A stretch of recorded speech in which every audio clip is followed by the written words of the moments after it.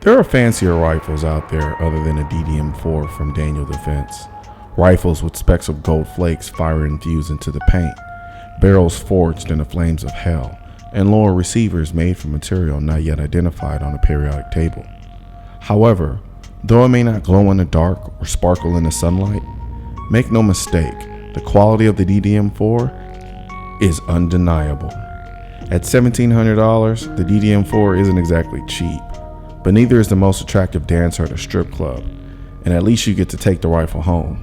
Well, I'm sure some of you intend to come home with both, but I'm not here to judge. You get what you pay for. The Magpul MOE buttstock is one of the best entry-level stocks you can put on a rifle. The mil-spec buffer tube is a testament to the abuse AR-15s may encounter. I've dropped this rifle more times than Mr. Achy Breaky Heart must have obviously dropped his firstborn. And I will say, the A2 grip should be sold into slavery. It's the one thing about this rifle that feels cheap. It's the afterthought of the world of grips. Why are they still being made? They're about as ergonomic as a 2x4 wrapped in newspaper. The flare trigger guard is kind of like finding out your car has adaptive headlights after 2 years of ownership. You don't realize how helpful it is until you don't have it anymore. The same thing applies to the flared magazine well. Sometimes trying to load a magazine at speed is like trying to put your key into the door of your apartment by running full speed with the key in your outstretched arm. It's not going to end well. The first time I had sex comes to mind. Now imagine that tunnel cone coming out of the keyhole passively guiding you to the hole. That's what a flared magazine well does. The safety is very positive, however it almost feels too loose, but it's not. It's doing what you tell it to do really well. Engage and disengage. The magazine release sits naturally. Your index finger easily finds its way to the magazine release and has enough pressure to keep it from accidentally engaging, but light enough to engage it without giving your index finger a workout. Now, when I first saw the iron sights on a DDM4, I wasn't a fan. They seemed way too intrusive to me, and still kind of are, but they're damn good sights, especially if you're going to be running iron sights only. Because I'm sorry, not everyone has $3 billion to spend on an optic after dropping $1,700 on a rifle, so a pair of good iron sights is key. Arguably, Daniel Defense rails are to the AR-15s what Swiss movement is to the watch.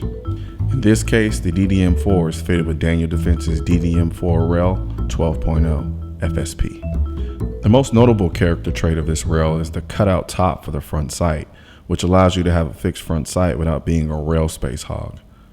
I'm sure the guys who like their rails to look like a tactical Christmas tree will love this trait. My favorite part of the rail is the patented bolt-up system from Daniel Defense. Something about those 4 bolts reminds me of the bolts on a huge bank vault. The bottom portion of the rail is sucked up closer to the barrel, like a bodybuilder doing the stomach vacuum exercise to get a smaller waist. The rail also comes with the front and rear integrated sling swivel attachment point.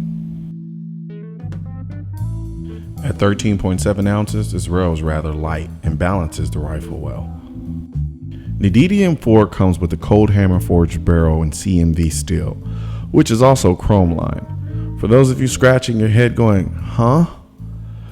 Some people debate the true value of a cold hammer forged barrel and chrome lining, but the general consensus is that a cold forged barrel is stronger and will last longer, and chrome lining protects against corrosion and prolongs the life of the barrel, and may or may not be as accurate as a non-chrome lined barrel, but will definitely last longer. To top everything off, the DDM4 is fitted with the Daniel Defense flash suppressor assembly, which it does exactly what it says it does, suppress the flash. The trigger is what I call an ABC trigger, just the basics, but done very well. You're not going to pull this trigger and feel some kind of way, but it is a very pure feel. It doesn't have that hollow, disconnected feel that some rifle triggers have. There's a very short wall, but a little heavy. The rest communicates throughout your fingers, so there's no denying the trigger has reset. Admittedly, in the whorehouse of guns, we like to call this a gun store, the DDM4 is not going to be the first rifle you notice. It doesn't try to be sexy, it just is, and knows it. But it's not until you pick it up and really give her a feel do you actually realize it. Is it worth the $1,700 price tag? Based on quality? Hell yeah.